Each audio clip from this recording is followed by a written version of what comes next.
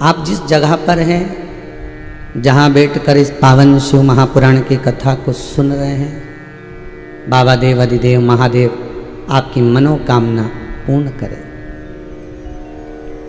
जिस भाव से हम भगवान को रिझाएं, हमारा वो भाव भगवान स्वीकार करें।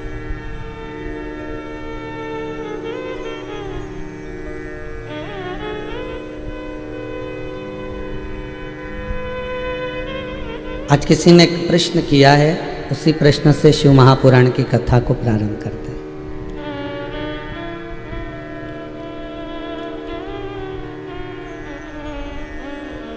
प्रश्न था पोरबंदर से, कोई भाई ने प्रश्न किया है कि आप कहते हो ईश्वर है, कल की कथा सुनी होगी, ईश्वर है कि नहीं है वहां से, तो आप कहते हो ईश्वर है,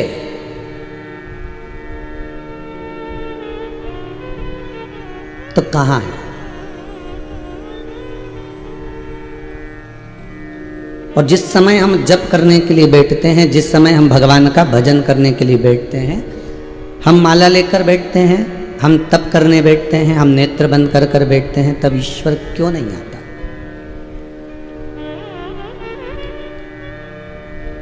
ईश्वर है हर पत्ते में, हर डाली में, हर जीव में, हर जलचर में, थलचर में, वायुचर में, हर जगह पर विराजमान। पर वो सामने दिखता नहीं है। अगर दिख जाएगा तो वो सुख जीवन का मिल नहीं पाएगा जो परमात्मा को खोजने में। ट्रेन में बैठने में तो ट्रेन आई और तुम तुरंत चढ़ के बैठ गए, ये एक बात की बात है, पर ट्रेन का इंतजार करना और उसके लिए बाट जोना, थोड़ी देर खड़े तो रहो, इंतजार तो करो कि ट्रेन आएगी और फिर हम बैठेंगे, और तैयारी में बार बार प्लेटफॉर्म पर जाना, बार बार आगे बढ़कर देखना। एक ट्रेन आती हुई दिखी तो कहा यही आ रही है, फिर लगा कि ये तो मालगाड़ी थी, फिर निकल गई, फिर दूसरी ट्रेन, फिर घंटी बजी, फिर अनाउंस हुआ कि अब आने वाली है, और उत्सुकता बढ़ गई और उमंग बढ़ गई। फिर बैग भी तैयार कर लिया गया, फिर झोला बैग सब तैयार कर कर कि बस आने वाली है, अब अनाउंस हो गया। फिर बोर्ड पर लिखा हुआ भी आ गया, फिर बोगी का नंबर भी लिखा हुआ आ गया कि यहाँ पर ये B1 लगेगा कि A1 लगेगा कि HA1 लगेगा कि S1 लगेगा, S2 लगेगा कि जो सामान्य बोगी लगेगा, रसोई घर लगेगा, ये सब सामने एकदम लिखा हुआ भी आ गया। पर ये कब आएगा? जब ट्रेन आ रही होगी। उससे पहले तो केवल लिखा हुआ आएगा कि इतनी वजह से इतनी वजह तुम्हारी ट्रेन पहुंच जाएगी, निश्चित समय पर आएगी, निर्धारित समय पर आएगी। और उस बीच में भी कहीं कोहरा पड़ गया, पानी गिर गया, तो समय से लेट भी हो सकती है। बस उसी तरह ट्रेन आपको दिख नहीं रही है, ट्रेन आपको नजर नहीं आ रही है, ट्रेन आपके सामने नहीं है, पर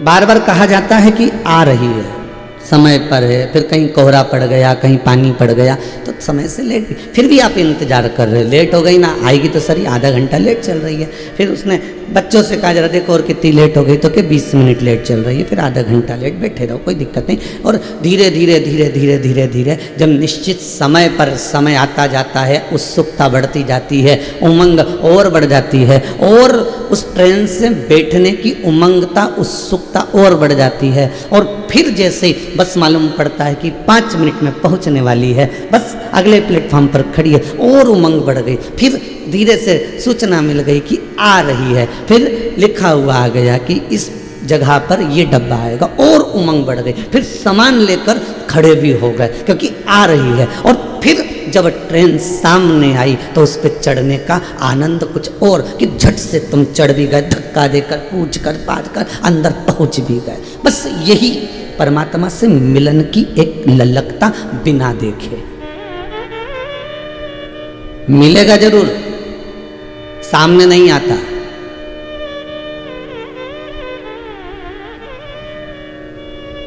उस परमात्मा को देखकर तो आज के जमाने में एग्जाम होता है, ये परीक्षा होती है तो तो कौन सी कॉपी सामने रख दी जाती है कि इसमें से देख के लिख लो? टीचर कहते हैं बिना देखे लिखना है।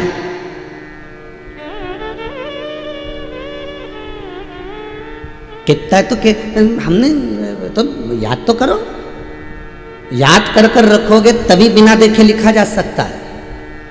और जब बिना देखे लिखोगे तभी रिजल्ट हाथ में आएगा और पास का रिजल्ट आएगा। और देख के लिख दिया तो जो टीचर है वो भी कॉपी पर लिख देगा, चीटर है तो इसने बस केवल लिख लिया नकल कर कर।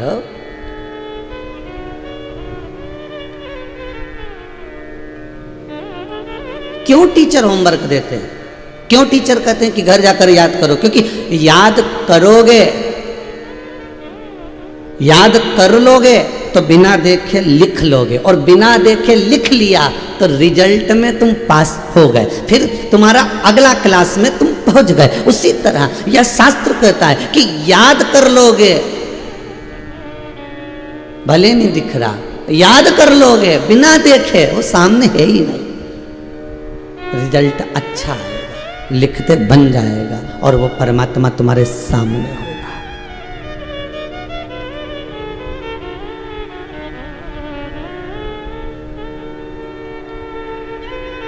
वो परमात्मा तुम्हारे सामने होगा। खूबी और खामी, अच्छाई और बुराई प्रत्येक मनुष्य के साथ में, प्रत्येक मानव के बीच में।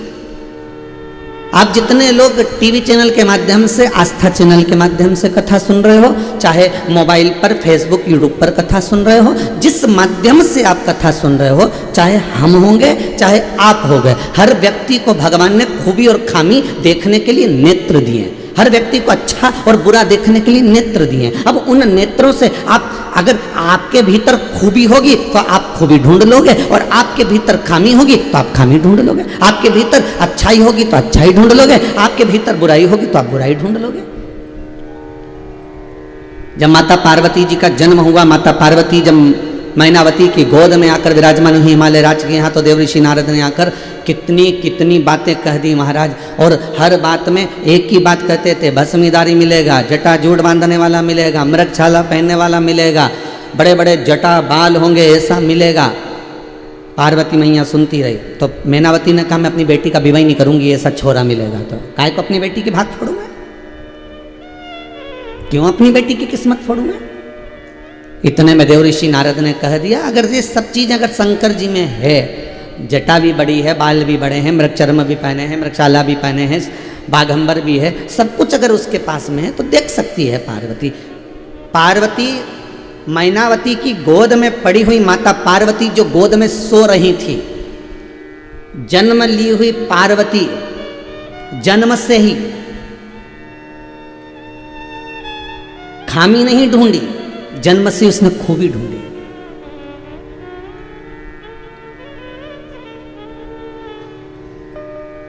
दुर्योधन से कहा गया कि संसार का एक अच्छा व्यक्ति ढूंढ कर लेकर आओ, और युधिष्ठिर से कहा पूरी सृष्टि में से एक बुरा व्यक्ति ढूंढ कर लेकर आओ। युधिष्ठिर को बुरा नहीं मिला, दुर्योधन को अच्छा नहीं मिला, क्योंकि इसकी दृष्टि में कभी अच्छा था ही नहीं, कभी अच्छा था ही नहीं। दुनिया की सबसे जिद्दी औलाद थी तो वो दुर्योधन ही थी।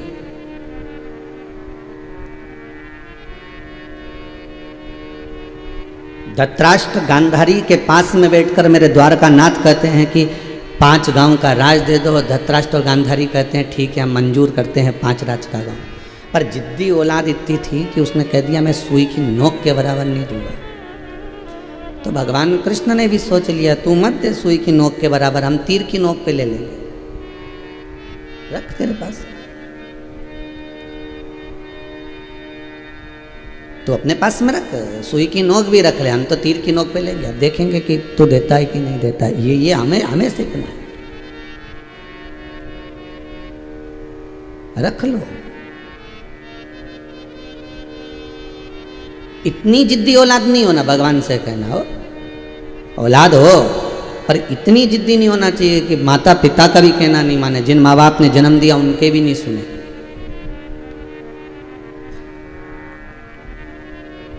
इतना जिदपन किस काम का? महाराज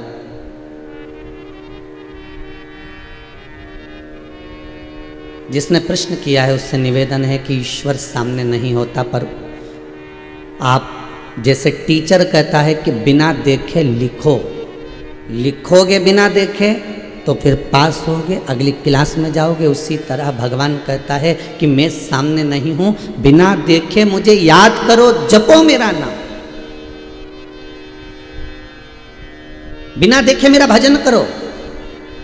मैं भले सामने नहीं हूं, पर रिजल्ट तो मैं ही दूंगा, पास में ही करूंगा।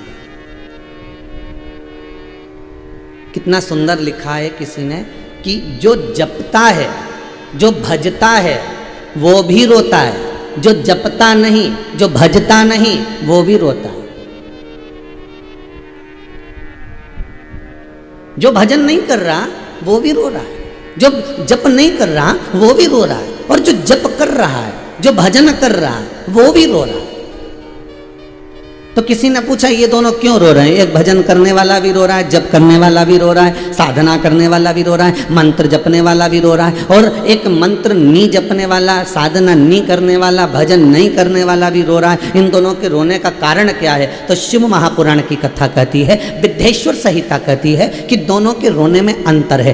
तब साधना करने वाला, भजन करने वाला इसलिए रो रहा है कि मेरी इतनी उम्र गवा दी मैंने और अब तप करने बैठा हूं, अगर और भजन कर लेता और तप कर लेता, इतना समय मैंने क्यों गवा दिया, ये और पकड़ लेता तो शायद मेरी जिंदगी सवर जाती और वो महाकाल, वो शंकर मुझे दर्शन देकर चले जाता। इसलिए रो रहा है। तप साधना करने वाला इसलिए रो रहा है कि मेरा समय मैंने बर्बाद क्यों कर दिया, मैंने बाकी का समय क्यों गवा दिया।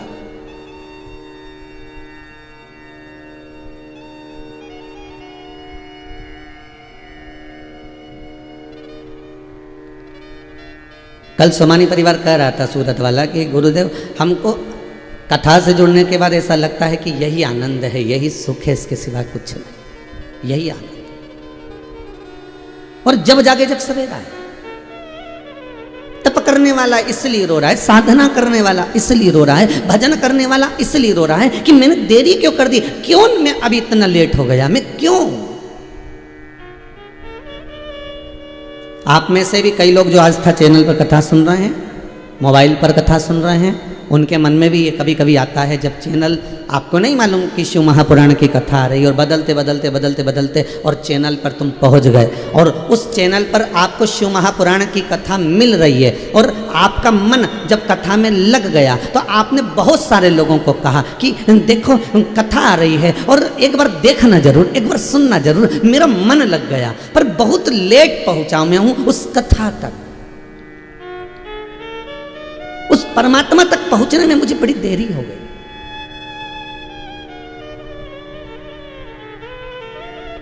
यदि मैं और तप कर लेता, यदि मैं और भजन कर लेता, यदि मैं और साधना कर लेता तो मेरा देव अधिदेव महादेव मेरे सामने होता, हर पल हर घड़ी हर क्षण वो मेरे सम्मुख होता।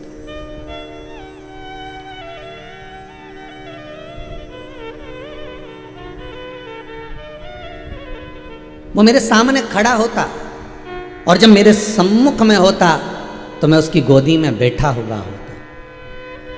ध्रुव जी महाराज बिना देखे भजन करे भगवान मिले, प्रहलाद जी महाराज ने भगवान को देखा नहीं था, बिना देखे भजन करा भगवान मिले, मीराबाई ने बिना देखे भगवान का भजन करा गिरधर गोपारा मिला, रामकृष्ण परमहंस जी ने बिना देखे जगदम्बा की आराधना करी, माँ जगतजननी का दर्शन हुआ, रामकृष्ण परमहंस जगतजननी का स्मरण कर लिए, संत तुकाराम जी ने बिना देखे भगवान का भजन करा, हरि विठ्ठल पांडुरंगा मिल गया, नामदेव जी महाराज ने बिना देखे भगवती स्मरण करा तो मेरा पांडुरंगा हरि विठ्ठल मिल गया। बिना देखे जब हम भजन की ओर बढ़ते हैं तो परमात्मा सामने होता है। तप साधना में परमात्मा भले सामने ना हो पर तप साधना में तुम्हारा भाव भगवान से जुड़ा हुआ होता है।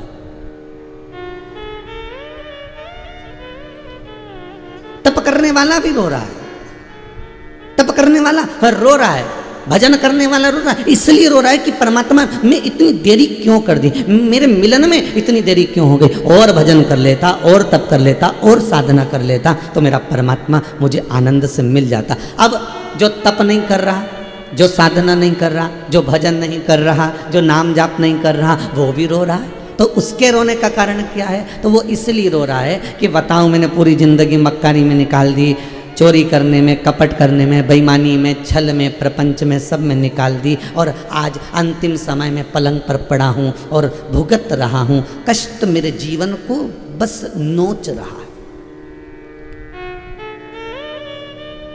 अरे भाई, मरते समय 4 बांस 40 कंडे तो कोई भी दे देगा। अभी कोरोना महामारी में इतने मरे, जिनके रिश्तेदार भी नहीं गए तो भी लोगों ने 4 बांस और 40 कंडे तो दिए। जलाया तो सही, आग तो लगाई। अरे मरने के बाद, मरते समय, प्राण छूटते समय 4 बांस और 40 कंडे तो दुनिया में कोई भी दे देगा, पर मरते समय 4 हाथ वाले नारायण को कोई लाकर नहीं देगा। अगर वो देगा तो तुम्हारा विश्वास ही देगा। 4 बांस तो कोई भी ले आएगा। जैसे ही मोहल्ले में कोई मरता है तो मोहल्ले के लोगों को कहा नहीं जाता कि भाई बांस लेने जाओ, कि कंडा लेने जाओ। वो तो मोहल्ले के लोग गए और बांस खरीद के लिया, कपड़ा खरीद, उनको तो मालूम है कि कितना लाना है। वहाँ तो कपड़े वाले की दुकान पे जाके कहना भी नहीं पड़ता साहब कि इतना दो, कि हाइट छोटी है कि बड़ी, वो तो उसको नपा नपाया है कि बस इतना ही देना है।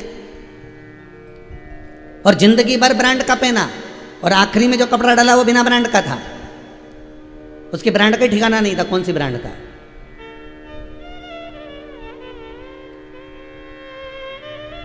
मोहल्ले के लोगों को कहा नहीं जाता कि तुम बांस खरीद के लाओ, कि तुम कंडे खरीद कर लाओ, कि तुम ये वस्त्र खरीद, कहना नहीं पड़ता। ये 4 बांस 40 कंडे तो मरते ही तुमको कोई ना कोई दे देगा, पर मरते समय पर 4 हाथ वाला नारायण तुमको कोई नहीं देगा, उसको तो तुम्हें लाना पड़ेगा।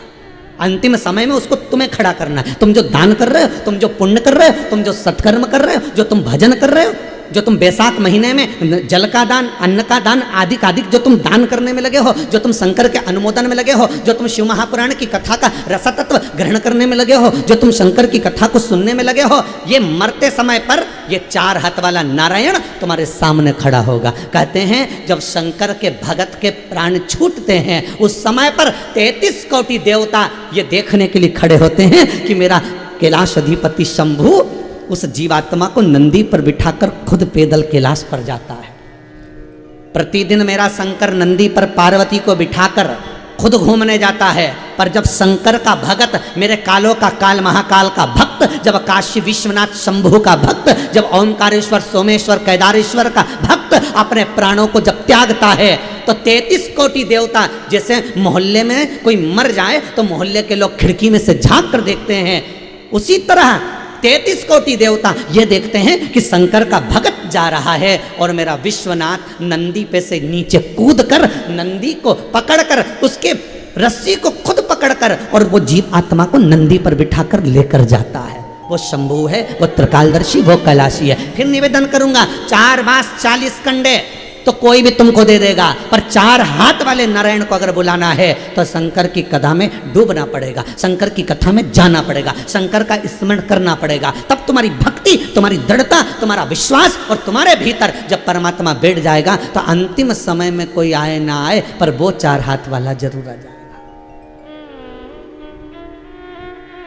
आए ना आए प्रभु कुटुम कबीला, अंत समय प्रभु आना पड़ेगा, वादा किया तो निभाना पड़ेगा। लोग बांस की तैयारी करेंगे, दुनिया के लोग कंडे की तैयारी करेंगे, कपड़ा लाने की तैयारी करेंगे, कहीं कुछ सामान लाने की तैयारी करेंगे। दुनिया के लोग तुम्हारे मरते समय पर सारी व्यवस्थाओं में जुट जाएंगे। उस समय पर तुम कुछ नहीं कर पाओगे। करेगा कौन? जो तुमने भजन करा, जो तुमने दान करा, जो तुमने पुण्य करा, जो तुमने सत्कर्म करा। मरते समय पर 2 लोग बहुत काम करते हैं। एक मोहल्ले के लोग लकड़ी तैयार करना, कंडा तैयार करना, अर्थी तैयार करना, सामान तैयार करना, और एक ये जीवात्मा जो तुमने दान करा, पुण्य करा, सत्कर्म करा, ये दो लोग बहुत तैयारी करते हैं, एक मोहल्ले के लोग, एक ये आत्मा। आत्मा भी तैयारी करती है। क्या तैयारी करती है? इसने बहुत दान दिया, इसने बहुत पुण्य करा, इसने भजन करा, इसने शिव महापुराण की कथा सुनी,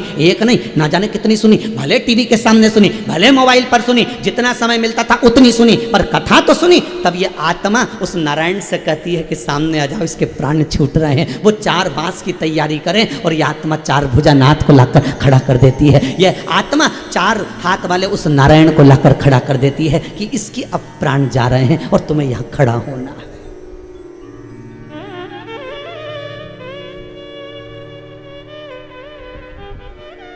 आए ना आए प्रभु कुटुम कबीला, भक्तों के प्रभु आप सहारा। अंत समय प्रभु आना पड़ेगा, वादा किया तो निभाना पड़ेगा। जो वचन दिया है, अगर आप नहीं आओगे तो कौन निभाएगा? गीता में आप ही ने तो कहा था कि जन्म मैंने दिया है तो मृत्यु मैंने दी है। मतलब मृत्यु आपने दी है तो आप आए होगे, ये पक्का। आए होगे तो दर्शन क्यों नहीं दिया? जब हमने सारी चीजें सम्मुख रख दी है, फिर सामने तो आना पड़ेगा।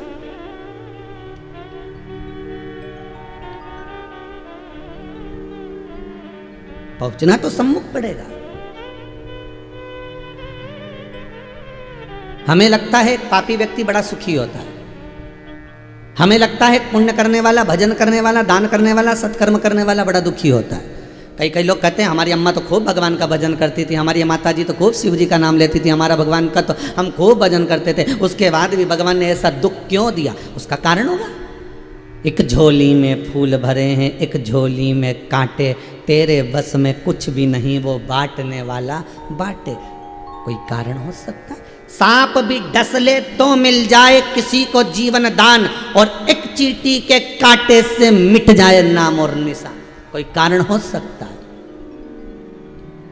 धन का बिस्तर मिल जाए पर नींद को तरसे नैन, और कांटों पर भी सोकर आए किसी के मन को चैन। कोई कारण होगा। डल्लप का गद्दा लगा है, एसी का रूम है, खूब नौकर चाकर सब लगे हैं, और पीने के लिए दूध 1 गिलास भर कर रखा है, ड्राई फ्रूट्स भी रखा है, सब कुछ है, कमरे के अंतर्गत सब कुछ रखा है, सारा सुख है, पर नींद कहां से लेकर आओ? सुख वस्तु का बहुत है, पर नींद कहां से लाओगे? और एक व्यक्ति जिसके पास कुछ भी नहीं है, दिन भर ठेला ढकाता है, दिन भर मजदूरी करता है, और ओटले पर पत्थर पर भी सोता है, बिना पलंग के, बिना गादी के, उसके बाद भी ऐसी नींद लग जाती है कि वो अलमस्त है। वो करोड़पति से ज्यादा सुखी है, क्योंकि नींद उसको आ रही है और चैन की आ रही है। वो कहां से लेकर आओ?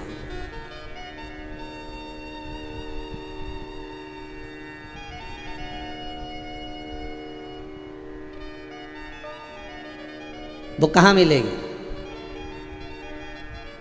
ऋषि नारद ने कहा अब ये संसार मुझसे देखा नहीं जाता। भगवान विष्णु ने पूछा क्यों?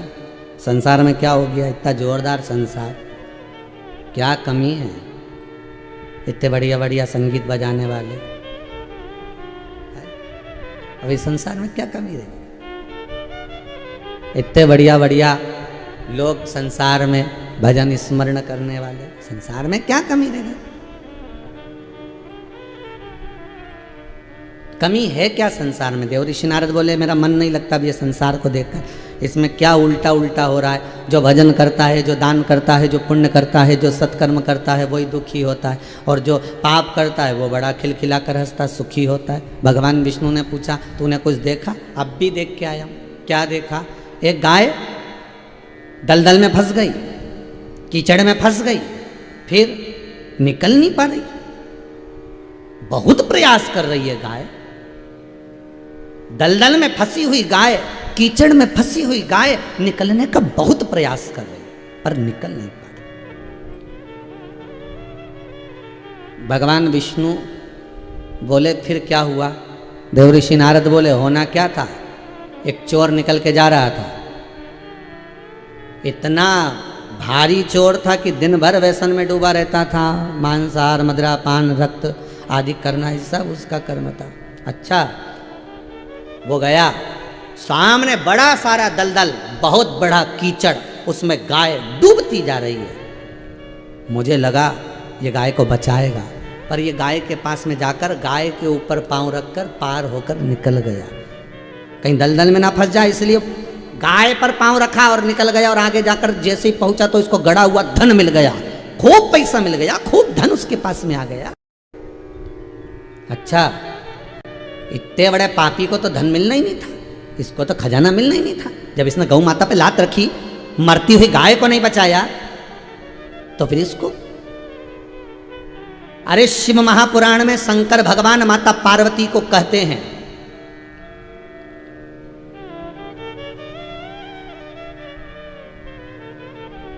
बहुला गाय की जो कथा आती है, उस बहुला गाय की कथा के समय पर शंकर पार्वती से कहते हैं कि मरती हुई गाय को, कसाई के हाथ से कट रही गाय को अगर कोई व्यक्ति बचाकर लेकर आ जाता है, तो शिव कहते हैं पार्वती समझ लेना वो शंकर ही उसमें समाया हुआ है। शंकर कहीं दूसरा नहीं, जो मरती गाय को बचा कर लिया है वो शंकर ही है, मेरा ही एक स्वरूप है, वो मेरा एक प्रतिबिंब है, मेरा एक स्वरूप है। शंकर को कहां ढूंढोगे? शिव को ढूंढने के लिए कहीं नहीं जाना अपने को, कैलाश नहीं, हमें कहीं नहीं जाना शंकर को ढूंढने के लिए। बस अपने हृदय में शिव कब आएगा? आप किसी भूखे को भोजन कराते हुए देखो, आप किसी निर्धन को देखो और उसको कोई सहयोग प्रदान कर रहा हो, कोई गाय भूख से बिलख रही हो, कोई गाय पानी के प्यास से बिलख रही हो, कोई उसे पानी पिला रहा हो, कोई भोजन करा रहा हो, कोई सत्कर्म कर रहा हो, कोई पुण्य कर रहा हो, ऐसे व्यक्ति का जब सवेरे सवेरे तुम दर्शन कर लो तो समझ लेना कि वो शंकर ही है, वो कोई दूसरा नहीं हो सकता, वो शिव ही। पर बिना दिखावे के, बिना दिखावे के, अगर वो भोजन करा रहा है तो बिना दिखावे के, अगर वो गाय को जल पिला रहा है बिना दिखावे के, भोजन करा रहा है बिना दिखावे के, और उसमें दिखावा नहीं है।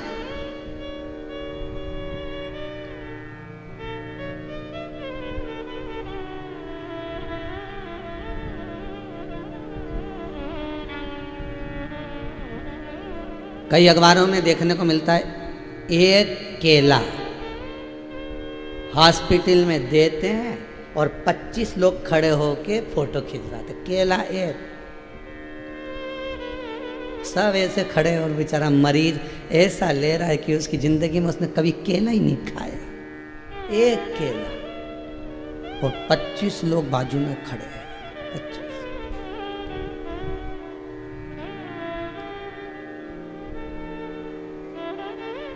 कोई एक व्यक्ति बड़ा खुश होकर आया था अभी कुछ दिन पहले और कह रहा था अभी हम वृद्धाश्रम गए थे। अच्छा, अरे बेचारे इतने बूढ़े बूढ़े लोग बेचारे ऐसे, हम तो घर से मालूम पूरी सब्जी बना के ले गए थे, अमरस बना के ले गए थे आम का। अच्छा, हमने जब पूरी सब्जी अमरस खिलाया, बेचारे ऐसे खाए, उनने जिंदगी में ऐसा लग रहा था बहुत दिन के भूखे होंगे। हमने कहा वाह। हमने कहा कितने दिन तक खिला रहे हो? बस एक बारी तो खिलाना था। फिर हम उसी वृद्धाश्रम में पहुंच गए और हमने जाकर पूछा, कल वो जीजी आई थी तुम्हारे यहाँ पर, अमरस पूड़ी बनाकर लाई थी, सबको खिलाया था, कैसा खिलाया? अच्छा खिलाया, बड़ी तारीफ कर रही थी। तो इतने में वहाँ के वो बूढ़े लोग बोले काय का खिलाया? अमरस तो इतना सा लाई थी, इतना सा दे के चली गई, छोटा वाला डिस्पोजल में। और हमने कहा दूसरी बार दे दो तो क्या कोई अमरस है?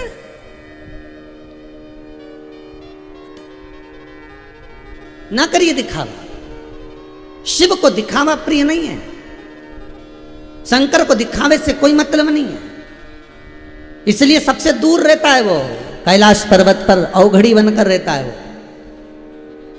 उसको कोई मतलब नहीं।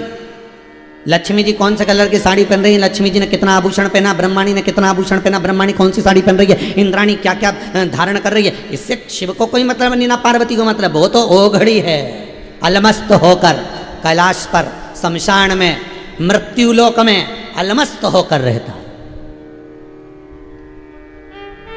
अलमस्त होकर।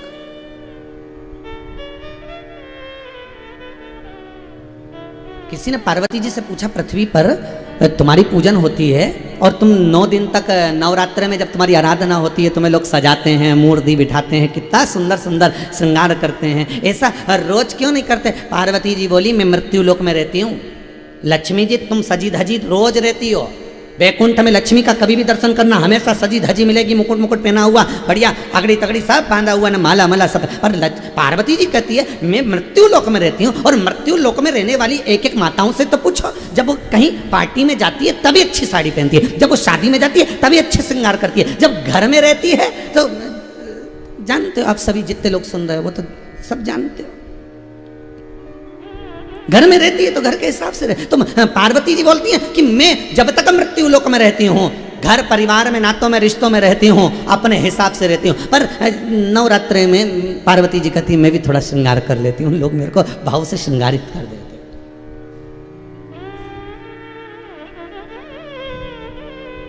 फिर किसी ने पूछा तुम सभी दिन एक जैसी क्यों नहीं रहती? पार्वती कहती है किसी माँ से पूछना, मैं माँ हूं, मैं माँ हूं। किसी माँ से पूछना, बहुत सुंदर चुन्नी बेस पहनी हो, उसमें यहाँ फुंदा लटक रहे हो और खूब जोरदार हार मार और उसमें सितारे लग रहे हो, सोना चांदी जड़ रहा हो, तगड़ी पहनी हो, चूड़ा पहनी हो, गले में हार पहनी हो, खूब सुंदर कुंडल पहनी हो, और अपने बच्चे को माँ गोदी में ले,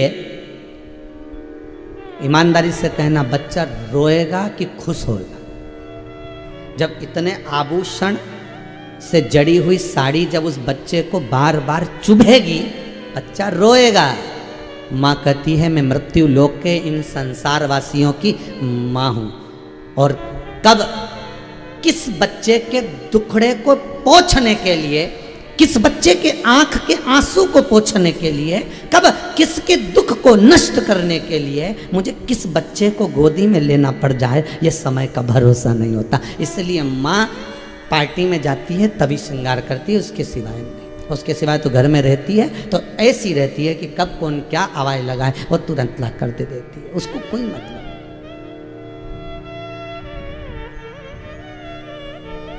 उसको कोई मतलब। पाप, नारद जी बोले वो पापी देखो उसको सोने की मोहरें मिल गई, मिलना चाहिए क्या उसको? भगवान ने कहा आगे क्या हुआ वो बता तू तो। देव ऋषि नारद बोले वहीं से एक संत निकल कर जा रहे थे, फिर उन संत ने उस गाय को देखा, उसके पास में गए, फिर उस गाय को निकालने का प्रयास करने लगे। निकल गई? नहीं, गाय डूबती जा रही थी उस कीचड़ में, उस दलदल में गाय डूब रही है, नहीं निकली।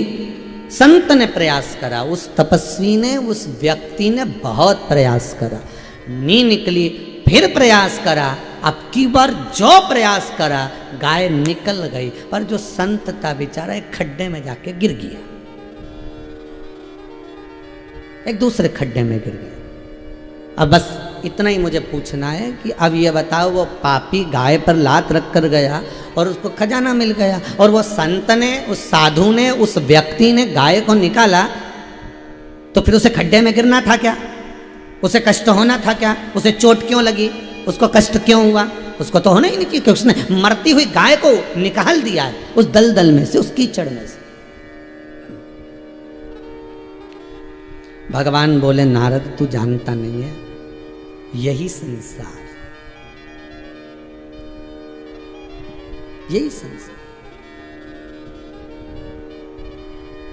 वो जो पापी है, चोर, उसको धन क्यों मिला? कि वो धन के लोभ में, धन के ही अंदर, उस धन की आसक्ति में वैश्याओं का संग करेगा, मदिरा पान करेगा, मांसाहार करेगा, व्यसनों में डूबता जाएगा, और जब मरेगा तो इतना भोगेगा कि उसको अंदाजा भी नहीं होगा। संत गाय को निकालते समय खड्डे में गिर गया, उसको लग गया। अरे नारद, उस संत का आखिरी समय चल रहा था, उसके मरने का समय था। मरते समय, मरने से पहले बस यम के दूत उसको उठाने के लिए जा रहे थे, उससे पहले उसने एक अच्छा काम कर दिया, गाय को निकाल दिया तो जो मरने वाला था बस उससे बच गया। और मृत्यु अपने काम तो करती है, मौत तो घेरने के लिए आएगी, पर उस समय पर वो जाकर खड्डे में गिर गया तो थोड़ी सी चोट लग गई, तो वो ज्यादा जो होने वाला था वो थोड़े में निकल गया।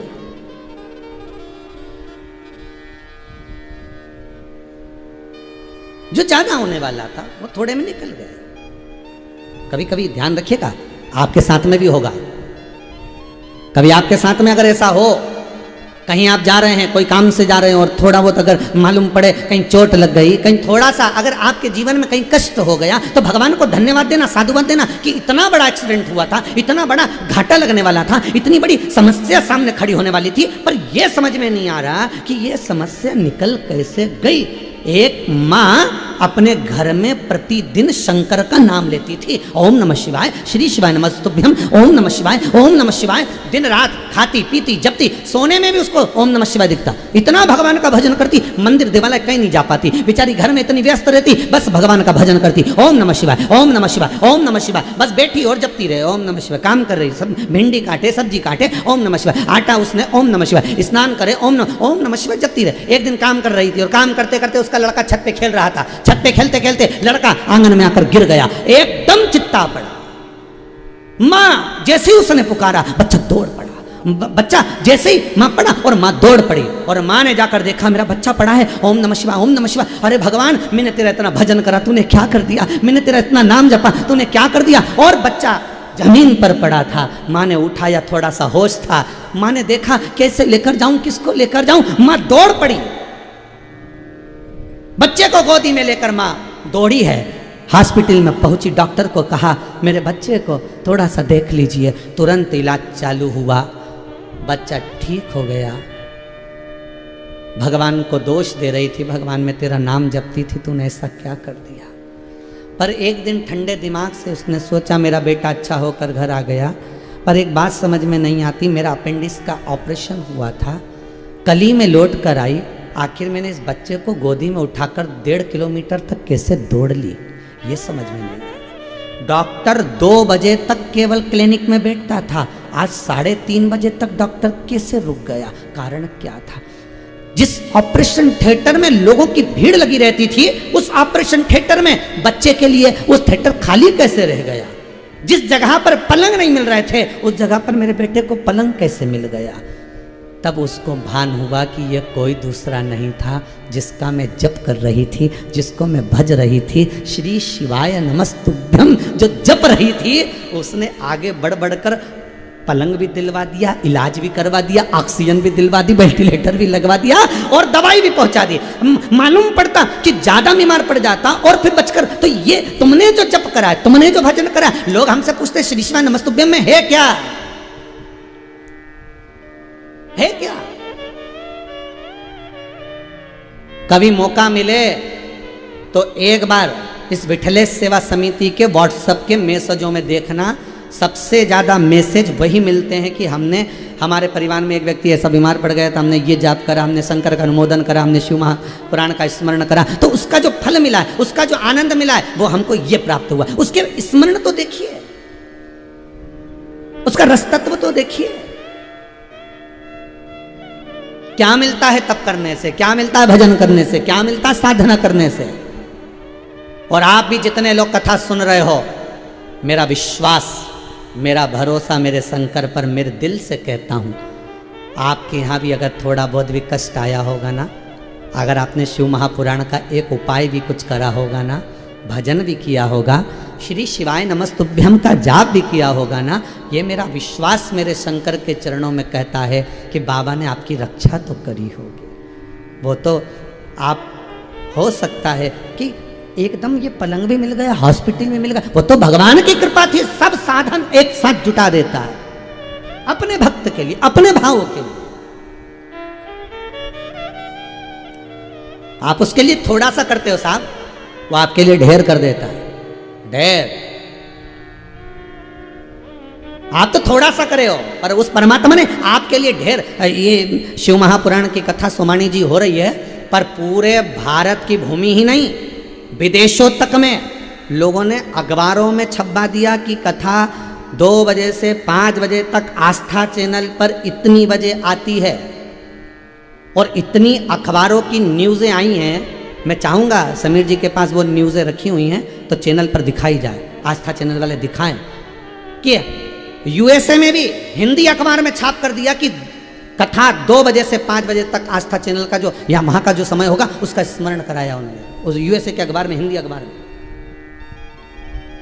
क्या उस कथा का रसतत्व। और कई लोगों ने लिखा, एक वो नीमच से कोई महेश्वरी बंधु हैं, उन्होंने नीमच में छपवा दिया कि शिव महापुराण की कथा आ रही है, चैनल पर चल रही है और उसको सुनो, ये वो अमृत है, ये वो औषधि है, ये वो तत्व है जिसको ग्रहण कर लिया तो शायद परमात्मा मिल गया। परतवाड़ा में किसी ने छपवा दिया महाराष्ट्र में कि जिसकी जिससे परिचय होगा, ऐसा तो है नहीं कि कहीं पत्रकार बंधुओं से किसी का कह दिया एक फोन लगाकर, भैया एक न्यूज़ छाप दो, लोग सुन लेंगे तो अच्छा है। ये कथा है, ये आनंद है। और आप भी जो तेज आवाज में कथा चला रहे हो, पूरे वायुमंडल का संचार शुद्ध कर रहे हो, जगह जगह फोन कर कर कहते हो, जगह जगह सूचना देते हो, एक एक व्हाट्सएप पर आप अपनी इस लिंक को भेज रहे हो कि शिव महापुराण की कथा सुनो, ये अमृत तत्व है, ये वो तत्व है जो शंकर ने शायद इस कोरोना महामारी में कहीं कृपा कर कर बरसा दिया है। शिव ने बरसाया है इसको, शंकर ने दिया है इसको सुन लो, ये कोरोना महामारी का भय समाप्त हो जाएगा। ये जितने लोग कथा सुन रहे हो, दिल से कहना 7 दिन पहले के निकल गए और ये तीसरा दिन आज कथा का। इतने दिन पहले तुम जो कोरोना में डूबे हुए थे, जरा जरा सा टेंशन ले रहे थे, बार बार मोबाइल में देख रहे थे, बार बार चैनल पर देख रहे थे, बार बार ये कोरोना बीमारी इतनी फैल रही, जब से तुम कथा में लगे हो तुम्हें कोई सूचना नहीं मिल रही कि कोरोना महामारी इतना उपद्रव मचा रही है उतनी, पर तुम्हारा चित्त शंकर को तुमने दे दिया, तुम्हारा दिल तुमने शिव को दे दिया, तुम्हारा मन तुमने शंकर को समर्पित कर दिया, शिव को दे दिया। तुम थोड़ा सा देते हो शंकर को, शंकर ढेरों में दे देता है। भगवान नारायण कह रहे हैं, नारद जी आप घबराओ मत, आपकी चित्तवृत्ति में ये जो आया हुआ है ना कि भजन करने वाला दुखी होता है, दान करने वाला दुखी होता है, तब साधना करने वाला दुखी होता है, और जो पाप करता है वो मुस्कुराता है, हंसता है, खिलखिलाता है। नहीं नारद, भगवान विष्णु कह रहे हैं दोनों का अपना क्रम है। पुण्य करने वाले का पुण्य एक ना एक दिन उसके सामने आकर खड़ा हो ही जाता है, चाहे कितना। जो बीज बोओगे वो फल तो देगा ही, जैसा बीज बोओगे वैसा ही वृक्ष लगेगा, वैसा ही वृक्ष लगेगा।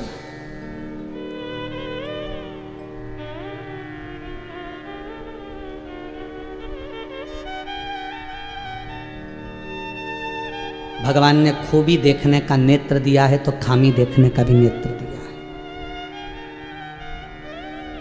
मैनावती की गोद से पार्वती जी जो प्रकट हुई हैं, वो पार्वती मैया ने शंकर में कभी खामी नहीं देखी, कभी भी देखी तो खूबी ही देखी है, क्योंकि पार्वती के नयन ऐसे थे, माँ जगत जननी थी ऐसे।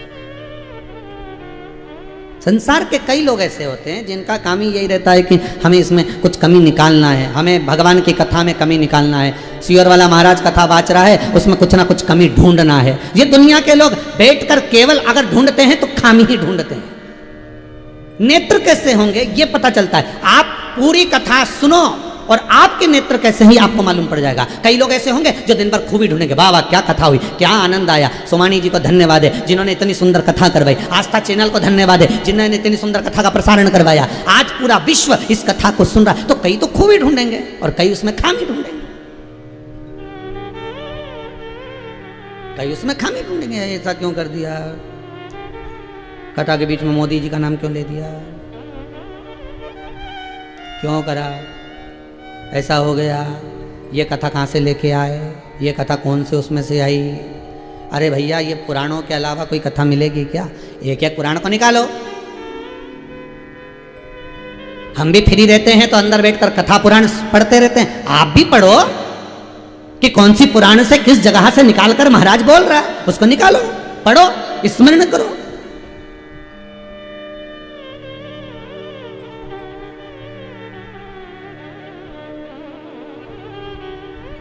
उस भक्ति में डूबो तो, और जब भक्ति में डूब जाओगे देव ऋषि नारद कहते हैं कि पुण्य करने वाला दुखी क्यों और पाप करने वाला सुखी क्यों? भगवान कहते हैं ये मन का धन है, ऐसा लगता है कि सुखी है पर दुखी वही है। हमें लगता है कि वो सुखी है, नहीं नहीं नहीं, उसको कितना दुख है ये वही जानता है, ये उसके भीतर है। पार्वती मैया मैनावती के गर्भ से जो प्रकट हुई है, देव ऋषि नारद कह रहे हैं, नारद जी ने सब कुछ कहा, नारद जी ने सब बताया, सब कहा।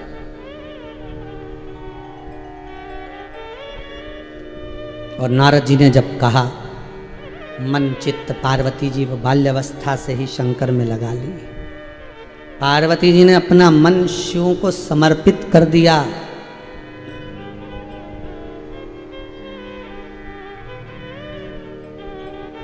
बहुत सारी खूबी देखी जाती है तभी दिल दिया जाता है। भगवान के प्रति अगर समर्पित हुए हो तो खूबी देखकर ही हुए हो, खूबी देखकर। कितना सुंदर, देखो आज भी विवाह के समय पर लड़की और लड़का देवी पूजन के लिए जाते हैं तो लक्ष्मी जी की पूजन करने नहीं जाते, सरस्वती की ब्रह्माणी की पूजन करने नहीं जाते। शादी के पहले जो माता पूजन होती है उसमें पार्वती का पूजन करने जाते हैं, देवी का पूजन करने जाते हैं, उमा का पूजन करने। कारण क्या है?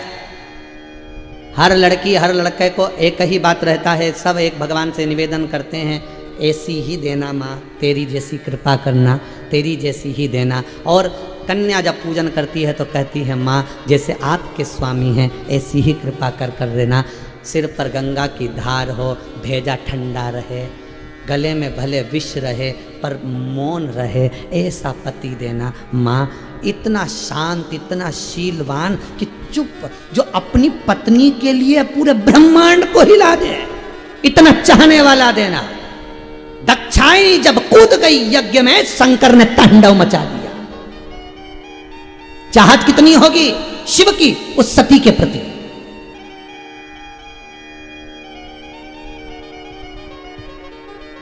कोई नारी ये नहीं कहती भगवान के सामने जाकर कि मुझे राम जैसा, मुझे कृष्ण जैसा, मुझे ब्रह्मा जैसा, मुझे इंद्र जैसा, नहीं, माँ शिव जैसा पति देना, शंकर जैसा, हे जगत जननी भोलेनाथ जैसा। इसलिए तो छठ का व्रत होता है, इसलिए तो तीज का व्रत होता है, इसलिए चतुर्थी का व्रत होता है, इसलिए पंचमी, ये जितनी भी देवी के व्रत होते हैं तो माताएं जो व्रत करती है तीज का, चतुर्थी का, छठ का, पंच जो व्रत करती हो, ये सारे देवी पार्वती के तो व्रत हैं। क्यों? क्योंकि इनके जैसा पति देना। कंठ में विष भरा है पर भेजा ठंडा, सिर पे गंगा धरी है, मौन। भोजन आया समय पे कर लिया, चुप, कोई शिकवा नहीं, कोई शिकायत नहीं, बस मौन। और इतना प्रेम कि जरा सा बिदल और उत्पल मात्र पार्वती जी को दृष्टि से देख लिए, उतनी देर में तो शंकर ने निपटा दिया। ये इसने, ये प्रेम, इतना चाहने वाला मुझे मिलना चाहिए। इसलिए हर कन्या देवी का पूजन करते समय ये मांगती है कि ऐसा मिले।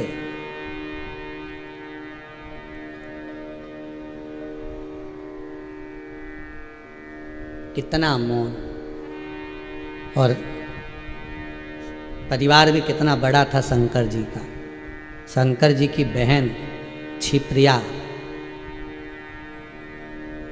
भाभी भोजन बना के जाती थी और छिपरिया ले जाके नंदी को खिला देती थी। जरा देखिए ननंद कितनी भारी थी शंकर जी की बहन। कई माताएं कहती हैं, भाभी उन कहती हैं, बहुएं कहती हैं, हमारी नंदों के कारण हम बड़े परेशान। ये हमारी जीजियां आती है ना, जब आती है जब आग लगा के जाती है। अरे वो जीजी तो सही थी, शंकर जी की जीजी देख ले पहले। पार्वती जी की ननंद को देखो तो सही।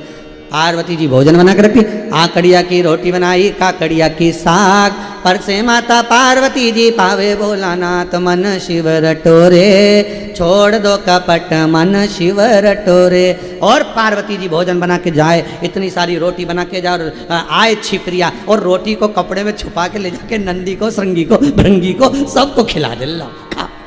अब नंदी भृंगी श्रृंगी बड़े खुश, बड़े खुश।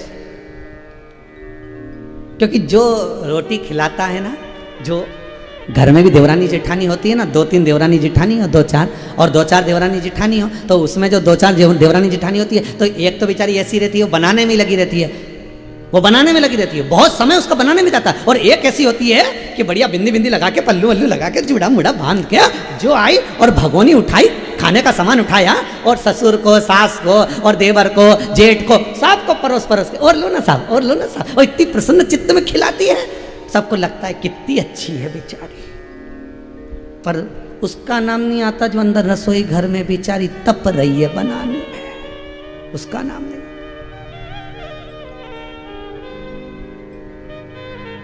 जो अंदर रसोई घर में बना रही है, तप रही है, भोजन बना रही है, उसका नाम नहीं है, नाम इसका जो परोसा जा रहा।